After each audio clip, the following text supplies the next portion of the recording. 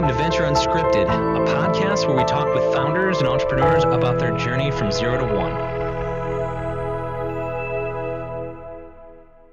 Welcome to the latest episode. I've got Mary O'Connor Shaw with me today. She is the owner of 360 Shaw Communications, a small consulting firm. And today we're going to talk about a book that Mary helped write, and that's called FrameShifting. So welcome, Mary. It's a pleasure to have you on. Thank you. It's a pleasure to be here. Awesome. Well, why don't you just tell us a little bit about yourself and give us a little bit of background and then kind of go right into what is FrameShifting? Sure. Very good. As you mentioned, I own the firm 360 Shaw Communications, and I kind of like to think about that like a Swiss Army knife of communication skill sets. So I do video, we do print, we do all different types of media.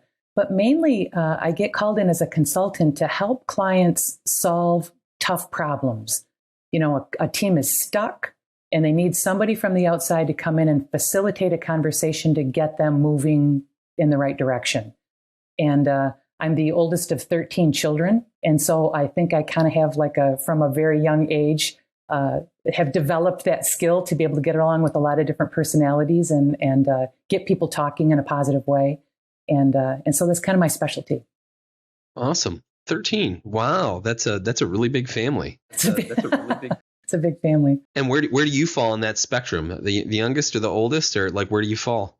I am the alpha. I am the alpha dog in that. I'm the firstborn. Oh, wow. Okay. Very nice.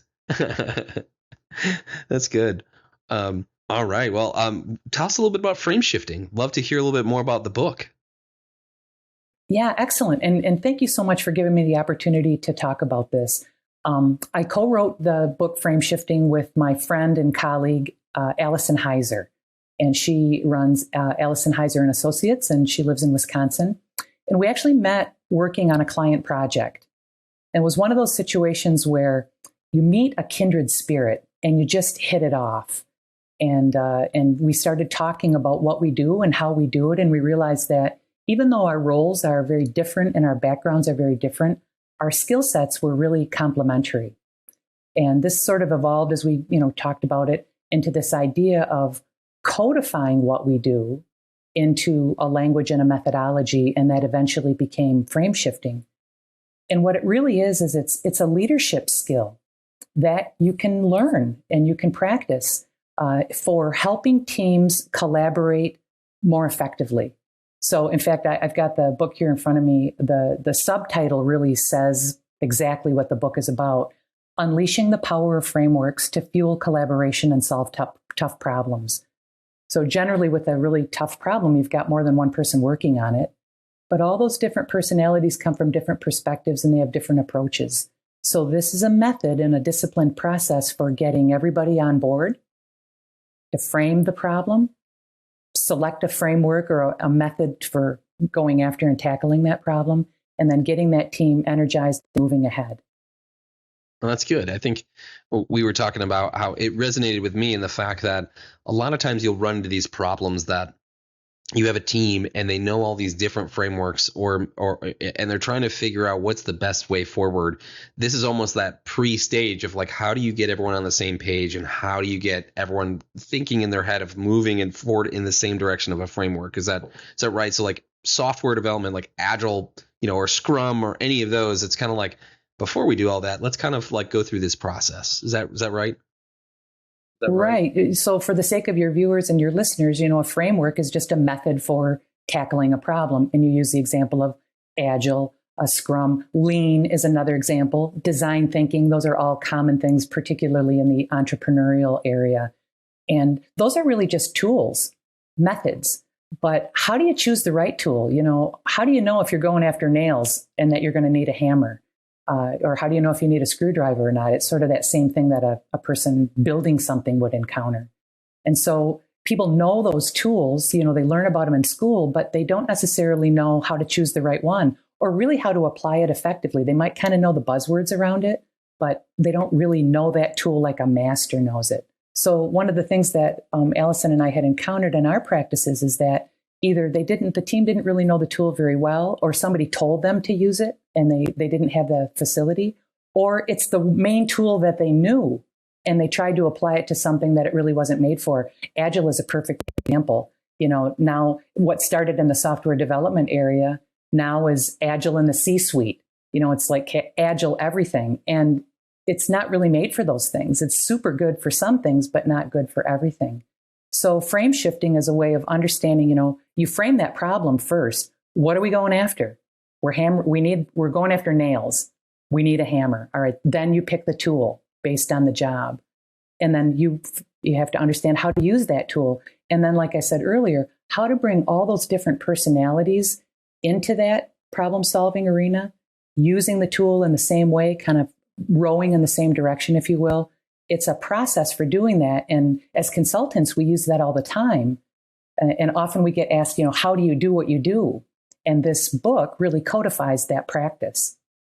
So does the book go into, now help the viewers understand, does it go into, if we're talking about selecting a framework, does it have, hey, it's almost a decision tree and here are literally, you guys list out distinct frameworks of all the different frameworks of Scrum or Agile, or is it more of the people piece to that process? I am so glad that you asked this question because it really is more about the people and less about the tool. And, in the example of frameworks, there's new ones coming out all the time. There's old ones, the flywheel effect from like 20 years ago, and now that's kind of having a resurgence. So those sort of come and go. There's different fashions, if you will, but the personalities and the people involved, that stays pretty consistent. Human nature is pretty consistent. And that brings up the concept that we developed in the book called Archetypes, because we have noticed in our years working on teams, there are certain personality types that show up again and again and again. And everybody has something important and valuable to offer, but they may have a different approach than the leader of the team is expecting or other people on the team. So recognizing what those attributes are and how to leverage those strengths in common cause to go after the challenge that the team is engaged with. We've got a whole section just dealing with that people aspect. And from my perspective, it's really the most fascinating part of the process. Yeah, people are definitely a very interesting part of any process you have, is a big challenge of getting a meshed team together. So I guess a question is it similar? Like, give some examples about some archetypes. You got me curious now. Excellent. Well, in fact, I'll use the example of Allison and myself. So here we are collaborating on this book. Neither of us have ever written a book before. And we just thought, oh, that'd be cool. As all good adventures start with great optimism. She is really a frame builder. She's a consultant. She goes into strategic situations with clients, helps them build out these business models and things like that. That's really her arena. And I am what we call in the book a free radical. So I mentioned that Swiss Army knife of communication skills. I bring a lot of enthusiasm and energy to the team. I'm very visual. I love to draw pictures of the things that the team is working on and helping people visualize their ideas, literally show them what they're thinking, and then, saying, is this what you meant? Are we aligned on this? So you have two very different personalities. And as we went through the process of writing the book, Allison was the one that really structured the work. She brought the discipline. And then I brought the enthusiasm, the energy, the creativity. And I also played the role of the reader because I was not as strong in the discipline of frameworks as she was. So if it wasn't absolutely clear to me, I asked for clarity. And we continued to really refine those ideas until we got it to a point where we were ready to show it to somebody for external feedback. But had we not really recognized each other's strengths, it could have been really frustrating. Like, hey, you're trying to keep me in this box with your structure. Or, come on, Mary, you keep wandering off the reservation. We don't want to go down that path. But instead, recognizing that both of those personalities had a lot of good to contribute, and then harnessing that, like, maybe I needed a little collar sometimes. I needed to be pulled back, and maybe she needed to loosen up a little bit. We really, I think, got the best work out of each other. So free radical, the frame builder, there's a frame master, a person like, say, for example, the agile person or the lean person that knows that tool inside and out. They bring a certain strength to the team. And then the seeker, somebody who's going out to conferences all the time and finding out what the new thinking is and bringing that, kind of like the honeybee coming back to the hive, with all kinds of cool ideas to pollinate the colony. There's that role as well. And each of those are fleshed out in more detail into the book. But from a team leader's standpoint, recognizing those attributes, understanding their strengths, some areas that they may have for growth, and how the leader can help that person grow and become an even stronger contributor to the team. And then how each of those personalities can develop the frame shifter's skill. So a frame shifter is not necessarily an archetype unto itself. It can be any one of those personalities if they understand that frame shifting methodology. That's great. No, those are some great examples. It reminds me of things like the Enneagram or thinking wavelength of the different personality types that really you look at a team and you're like, you need each other, right? You're stronger because you're kind of one unit together. So that's a very good, set frame to kind of look at things. So you said, a frame shifting is a skill. If you were to define frame shifting in a couple sentences, how would you define frame shifting as a skill? Well, I would say the single strongest attribute of a frame shifter is recognizing when what you're doing isn't working and having the ability to step back and look objectively at the team, at the challenge, at the approach that you're using, and being able to pivot and change. Because what we realize, and I literally drew a picture of the frame shifting process in the book, there's a map and you follow certain steps, understanding the members of your team and those archetypes, framing the problem, choosing a framework, and then circling back, checking as you progress. Are you getting the results that you need? And there's a checklist in there. These are the things to look for. These are the signs that a team is not working well together. And those are kind of obvious. These are the signs of a team that is working well together.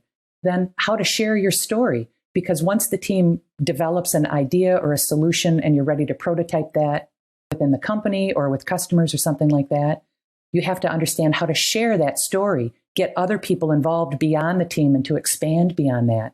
And so we talk about visualizing and storytelling and sharing that information. And then bringing that all together into one cohesive process is really that art. I would call it an art of frame shifting. That's very helpful. No, I love that you use the word pivot because I love that word. In our business, we use the word pivot a lot, of knowing when to pivot. And it sounds like that's a key indication of a frame shifter. Now, a question I've got for you too is, talking a little bit about the origin story of frame shifting, so is that a term you've always used, pre-book? Or is it, one of those things that you've sat down and you were like, oh, as soon as you started to synthesize all this information, the term made sense and it was like an epiphany moment? Like, which one was that for you, Mary? It was a little of both for us because we started talking about frameworks and framing problems. So frame was a word that continually came up in our conversations. And then we talked about, using this idea of pivoting. How do you know when you're going down the wrong path, or how do you know when what you're doing is working or not? And sometimes you have to shift. So frame shift, of course, that becomes sort of obvious, but it became a verb. It went from noun to verb. And I have to credit Allison's husband, Jim, with that, because he said, what you're talking about here is frame shifting. It's almost like we were too close to it, I think, to see in a way. And he put that moniker on it. We're like, yeah, that's it. That's something you could bring into the vernacular. You could actually make that a household word in some way. But this idea of either literally shifting the frame that you're looking through, shifting the framework that you're using if it's not working properly, shifting your perspective, this idea of always being active and alert as you're going through that team process. That's sort of where the genesis of the word. It seems obvious in retrospect, but at the time, when he said it, it really resonated. Yeah, like you said, sometimes you're too close to the problem, and then when you back away, it's like obvious. You're like, oh, epiphany, like frame shifting. That makes sense. Duh. What was your biggest challenges? Yeah, right. What was your biggest challenges you and your clients faced? Before the concept of frame shifting. Like, help me understand. There's always this origin story of the journey of the road of of building the book and building out all of the content in it, I'm certain that there is a journey for you to have this moment of, yeah, we should create a book, right? I mean, because you have all this experience. And so what was that moment, the journey, and explain that journey where it's, I'm sure you've run into clients where on the side of the road, you're like, oh my gosh, that's the same as this client. And that's the same as this client. And you probably synthesize it all to be like, all these clients have very similar problems. If you were to group them together, it's this. And so what was that story, Mary, that if you could explain a little bit of the origin story of frame shifting? Excellent question, because there are commonalities for sure.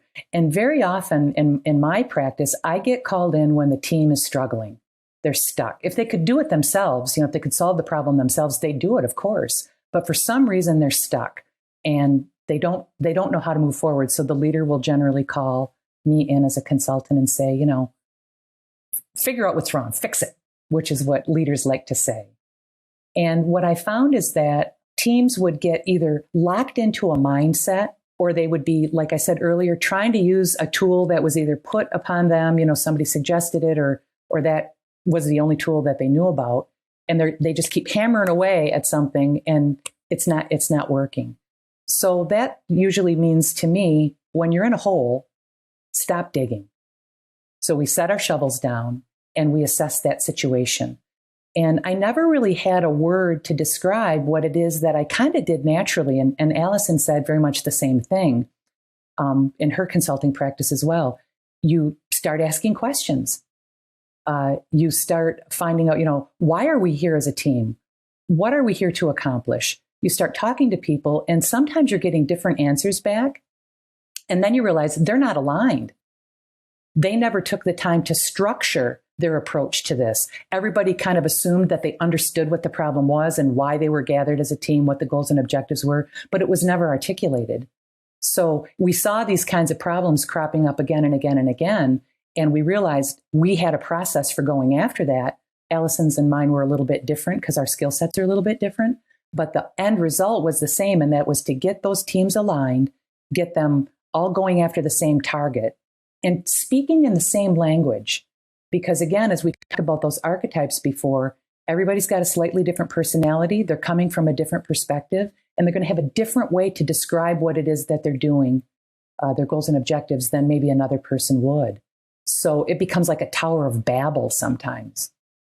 And frame shifting provides a common language for them to use as they're working on this problem together.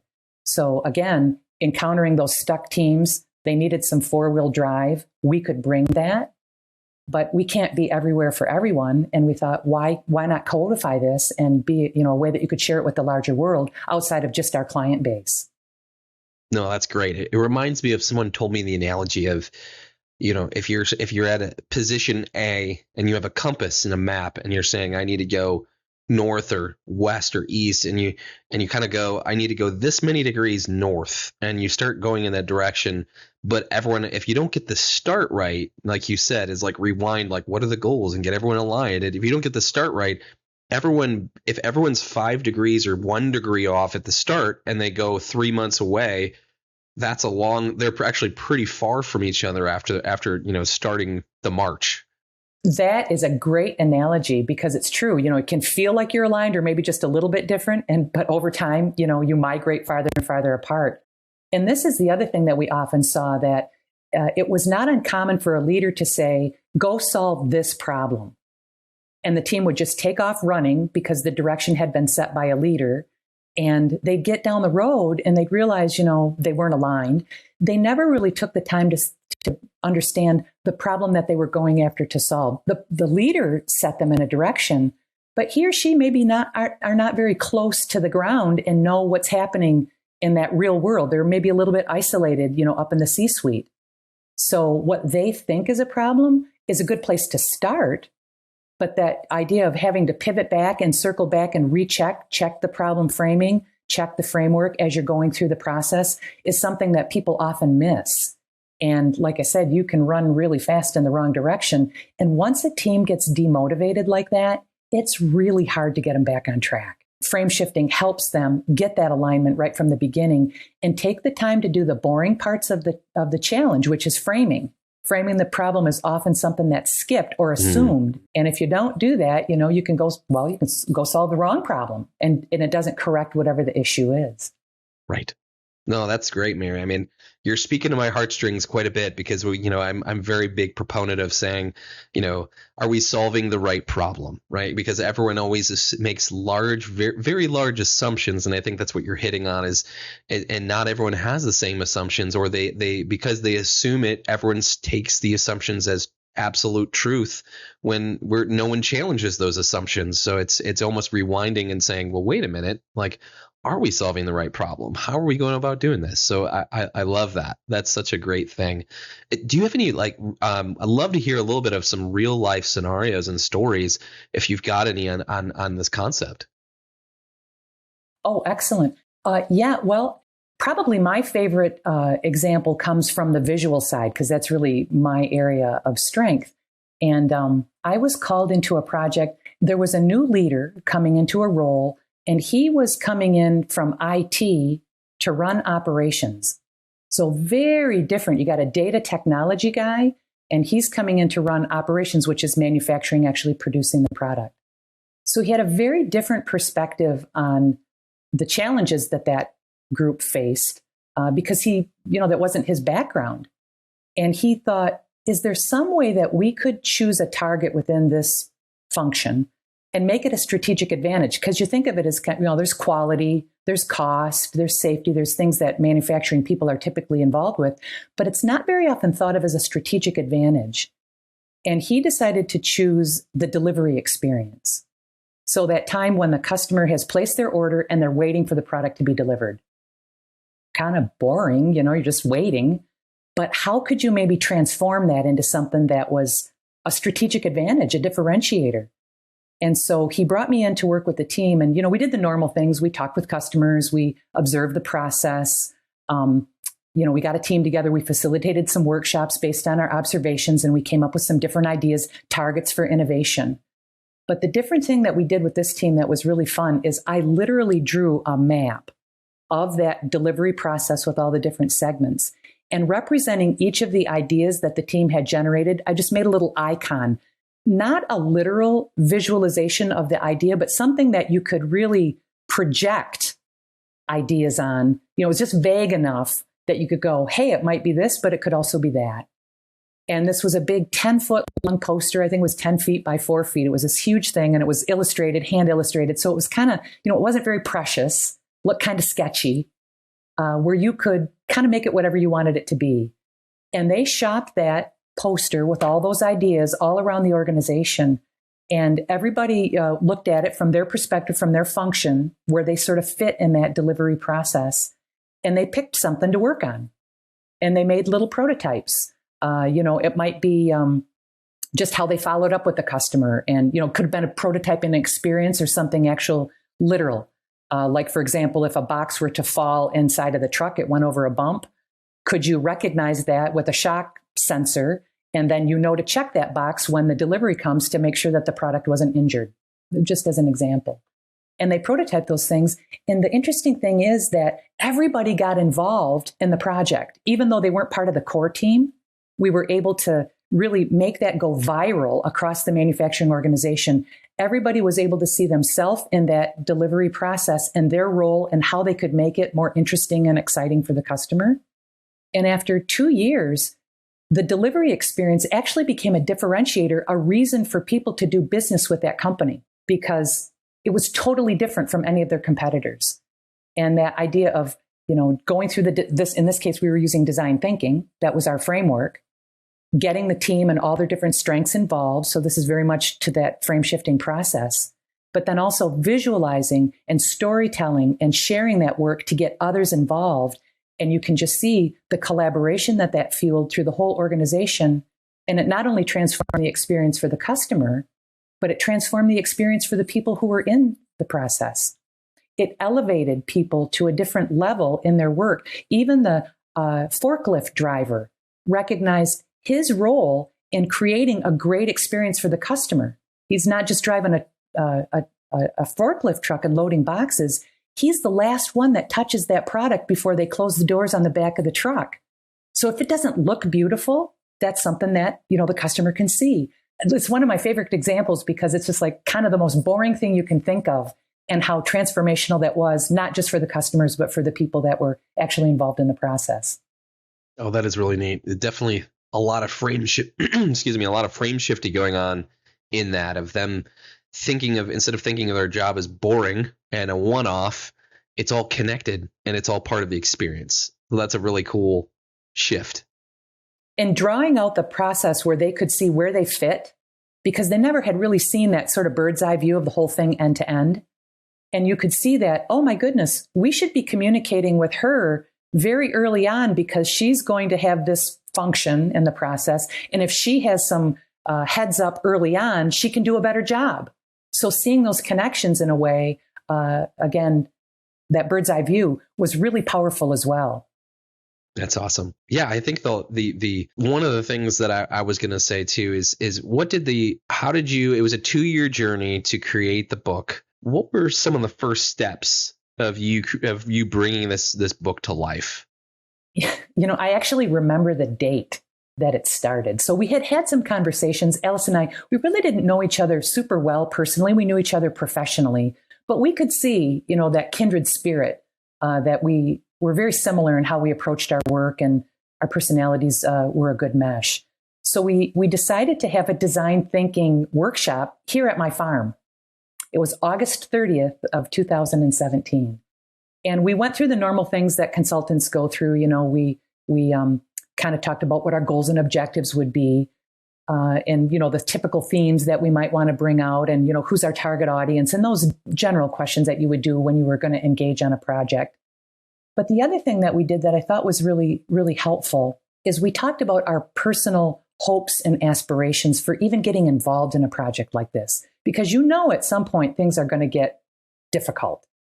You're going to have disagreements. How are you going to work through that? And we recognized how important it was for us to put our friendship, the human part of this engagement, first. So we decided no matter what, we would always make the decisions together, and we would hear each other out and decide the best way forward for the project. So very early on, we kind of set that framework, friendship first.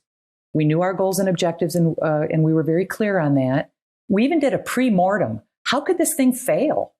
And what might that look like? And what are some things that we should look out for? And then we created a structure for work, a regular meeting cadence, deliverables. We each had accountability to each other, that at a certain day and a certain time, we'd have our work prepared so that the other could review it. And then we really stuck to that schedule over time. Kind of each stayed in our lane, because we each had different areas of expertise. And then we would check each other's work. And I think I said earlier, I kind of played the role of the reader for the framework side of things, because that wasn't my strength. And the storytelling, the visualization, that really crystal clear clarity, which I'm good at, I helped Allison with. And so starting right from the very beginning, you just start getting your ideas down on paper. And as awful as your writing is, it keeps getting better and better. And once we got that manuscript, we refined it over the course of probably like a year, maybe a year and a half. Then we actually hired an outside editor, because we knew we had gotten as far as we could get on our own, and we needed some external perspective. And in fact, as the project progressed, we hired a couple of outside people, a proofreader, somebody with a really strong language background that could get all the punctuation and everything just exactly right. And we also hired a book designer. So the other thing I think that helped make us successful is we recognized where as far as our skills could take us. And then we weren't afraid to bring other people into the team to help make the project stronger. And listen to their advice, even when sometimes it was a little hard to hear. Like you put your little baby out there, this creative thing that you've created, and somebody says, this isn't clear. I don't understand it. And you got to go back to the drawing board. So you had to be really willing to listen to that criticism in service of making the project better. That's awesome. No, that's really cool. Did you guys end up doing before going on this journey, did you guys end up talking with potential customers, people that would buy this book, or customers you've interacted with in the past, and say, hey, we're thinking about, did you do any customer discovery, anything like that? What was that process? Both of our practices really informed that, because that's our life. is listening to customers, finding out what it is that they need us to help them with. So we had a pretty good understanding going in, but then we each went and talked to people that we really knew and trusted, because we didn't know if the project would come together fully. You start on the journey, but you don't know, are you going to make it all the way to the end? Life happens. And we were both kind of like the innovators who are listening to your program and watching your program. You still have a day job, and we were doing this on the side. So we were careful about who we told it to. And the other thing from my perspective is I have to be really careful to manage my energy, because if I go out and tell everybody about this great idea, I'm less likely to actually follow through and do it than if I keep that energy focused on the project itself.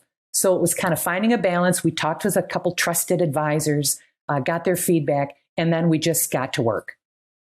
Awesome. Yeah, it's cool seeing that story of, you're kind of solving a problem for yourself in a way of saying, we've solved this problem. All of these customers we've helped, it's the same thing over and over and over again. So there's a great need in the market. You've already validated that through years and years of your practice.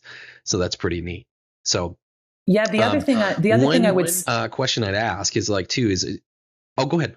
I was just going to say, the other thing I would say about that is, in terms of niche, we did some market research as well. And Allison's really good at this. Went out and, looked at the bookshelves to see what's out there. And there's tons of stuff on frameworks and business strategy and all that kind of stuff. But nobody was telling you how to use those tools and how to know if it's the right tool for the problem that you're trying to solve. So this was written really like a user's guide for frameworks and effective team leadership, fueling that collaboration. And we were very deliberate. It's like 125 pages. We wanted you to be able to read it in one sitting. We wanted it to be something that was immediately actionable, that it wasn't really deep in theory. It's not a textbook. It's very practical. And we really tried to keep that in mind based on what we saw was already existing on the bookshelves. That's great. And I think you're exactly right. I think it's so easy to get sucked into what I would say the framework of the month is, right? That's like, Scrum or Lean Startup, or you fill in the blank, you get tied to a framework and you end up using that as a hammer and everything's a nail, right? And you're like trying to use that versus saying, is this the best tool for the job? So it's a very needed approach. And thank you for saying that, because we thought so too. There's tons of hammers, screwdrivers, lots of people willing to sell you a tool, but nobody's teaching you how to use it. And so that's where we kind of saw that as our niche to fit in, because that's what we do. Yeah, that's great. Well, as we're wrapping up, I'd love to ask you the question of, what is one piece of advice for all of the listeners and innovators that are listening to this? What would it be if there's one piece of advice you could give? Well, you got to read FrameShifting. That's just the bottom line. In terms of advice, so okay, now you've read FrameShifting, right? And you're an awesome FrameShifter, and your teams are just smoking hot, just doing all kinds of great work. I would say that if you had a dream or something that you wanted to do, an idea that you wanted to make into a reality, get an accountability partner. I could not have done this book on my own. And I don't want to speak for Allison, but I don't think she could have done it either, or it would have been very different had we not worked together. That accountability was really important. Yeah. Just also a sounding board, and you're kind of both sharpening each other. If this idea, I think of the lone genius who's in the garage, having the eureka moment all by him or herself. I just feel like that myth is way past its sell-by date. The problems nowadays are so complex, you really can't do those things on your own. So having a team, understanding the strengths of those different team members and how to harness their strengths in service of the project, really getting everybody to do their best work, that's super, super important. And having that accountability is really important in terms of getting that idea out of your head, onto the drawing board, and into the world. That's a great piece of advice. No, I think I know in my own life that's been so true of having you. It feels like you can accomplish so much more when you're with people and when you're with someone, right, than by yourself. So that's a great piece of advice. So what's next for you, and also how can people get in touch and learn more about FrameShifting? Sure. Well, basically, Allison and I right now are working on getting the word out about FrameShifting. So thank you so much for giving us the opportunity to speak to your viewers and listeners. We're doing workshops, we're doing speaking engagements, we're working to do some conferences, going out onto LinkedIn and doing networking with people that we know and spreading that word. So that's great. And if people want to get a hold of us, first thing they could do is to go to our website, which is www.FrameShifting. That's one word, FrameShifting.org. And you can buy the book on Amazon. You can get it on the website, but you can also buy it on Amazon. It's available in ebook. It's available as print and also as an Audible. I recorded the Audible for that. That's awesome. No, that's perfect. Well, I really appreciate you jumping on, Mary, and talking to me about it. It's really exciting. I bought my copy. I'm halfway through. I haven't finished it yet. I plan on finishing it, and I've heard your voice on my Audible, so it's been a cool experience. Excellent. Well, thank you so much, Josh, for having us on, and I look forward to helping your viewers and your listeners with their frame shifting. Awesome. Thanks again. All right. Take care.